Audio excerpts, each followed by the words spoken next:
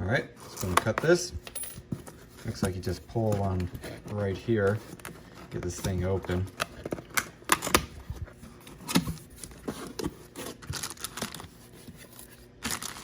Looks like it has a little carrying pack. That's pretty cool. Set the box over here. Strip this open also. Pretty nice so far. Let's take this little insert bit off here. And here's the carrying case. It actually feels pretty nice. I really like it. Let's go ahead and see what we have inside here. Little card right here. Put that over here, and here's the actual jump starter. Looks very, very nice. I really like the design. Very cool. I'm excited to test this one out. See if it comes with the charge. You might have to press and hold. 84%. Looks like we also have some cables over here. Maybe a charging cable. And then USB-C to USB-C. Very nice cables, by the way. Let's go and see what is under here. Probably just the actual jumper cables themselves. Yep, right there. And then looks like a little box in here. We also have a user manual right there. Oh, a little 12-volt outlet plug right there. That's pretty nice. And then in here, I gotta say, this is a very nice package so far, you could say. Bunch of different things included. The cables feel very nice. The jump starter feels very nice. Okay, it looks like it's just a charging block or charging brick right there too, of course. Charge it up. Very cool. So what I'm gonna go ahead and do is give it a charge. I want it to be at 100% for the test, and I'll go ahead and see how it works. All right, here we have the jump starter. This is on a Toyota Camry. I'm not exactly sure what size engine this is. Anyways, here we have it hooked up, just like that. I did actually have to manually turn this one on because this battery is so dead. This car has been sitting for a long time, as you can see. So this will definitely put this jump starter to the test. Let's go ahead and get in here. See how it does. Looks like maybe we have a bad connection here. Let's go ahead and try it again. Let's go ahead and try it again here. The thing timed out, so make this quick. There we go, just like that.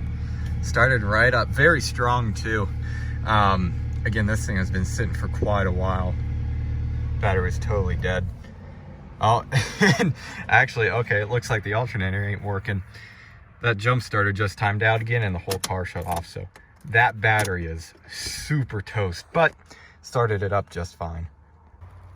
All right, this battery is either super dead, which I believe it is. Again, this thing didn't automatically turn on, which means that this battery was below 8 volts, which is way too low.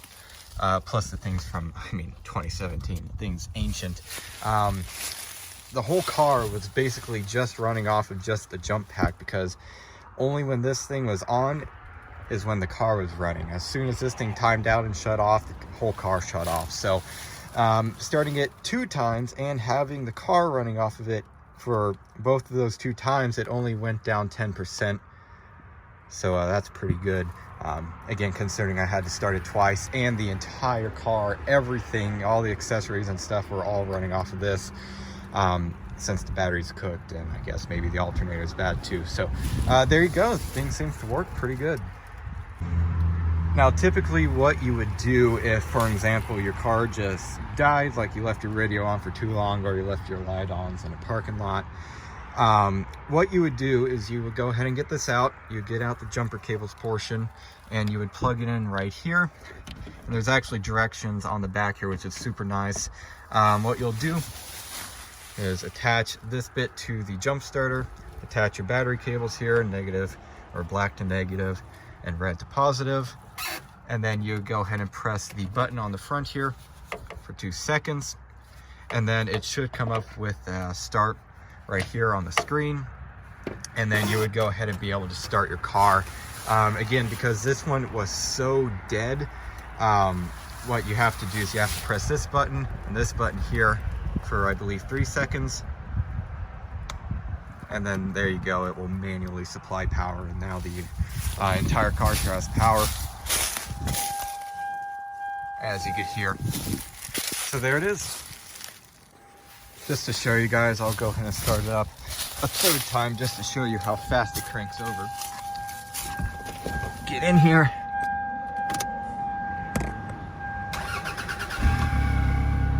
Cranks over very fast. It's putting out a good bit of power. So there it is. All right, so real quick, I want to go ahead and go over how to charge the jump pack. So what you'll do is you'll go ahead and get your included charging brick and also the included USB-C to USB-C cable, which is very, very nice. You'll go ahead and plug it into the wall. And then what you'll do is you'll get one end of the USB right here. Go right over here, open up this little port, and well, you'll plug it in. Just like that, and you see it is now charging right there. So that's pretty nice. Or you can even get the other cable here. This is, I believe it's just USB-A to USB-C, and you could plug this into like a different wall block, whatever you want to call it. Another one of these with this port on the end.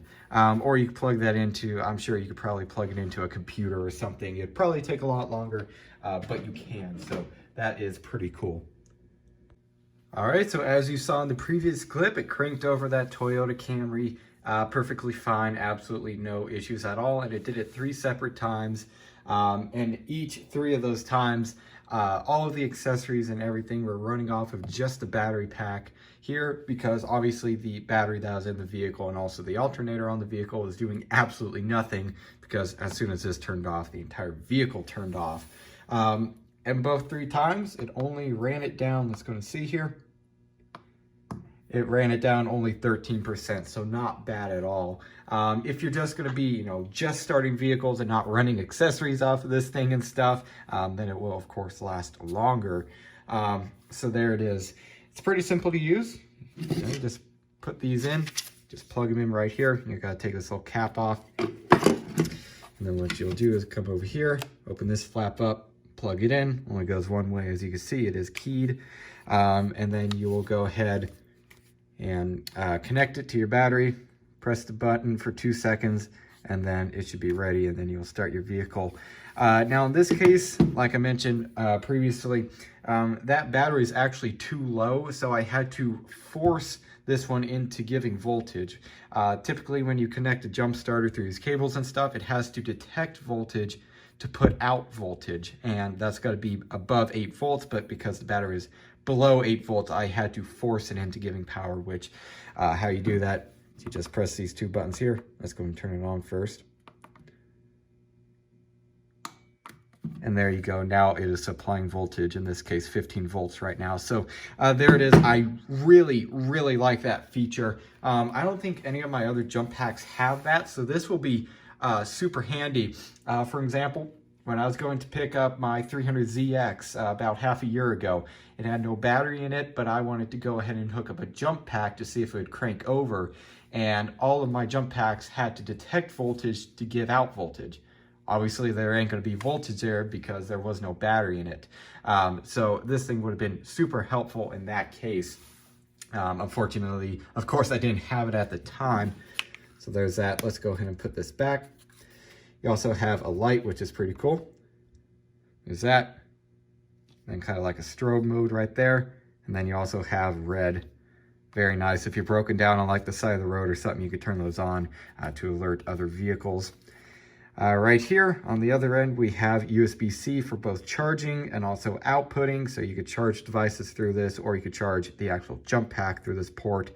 And then you also have, I believe this is just USB-A, normal USB basically, and you could charge an external device like a microphone or not a microphone, geez, a phone, or I don't know, maybe like headphones or something like that. So basically just charging external devices through that port only. So yeah, there it is. Overall, this thing, I really like it so far. I'm definitely going to be putting this in probably my Lexus, since that's my daily driver. So there it is. Overall, for the price of this thing, I'm really happy with it, and you bet I'll be using this thing. So yeah, I guess that's really it for this video. Hope everybody enjoyed, and don't forget to like and subscribe. I'll see y'all next time. Goodbye.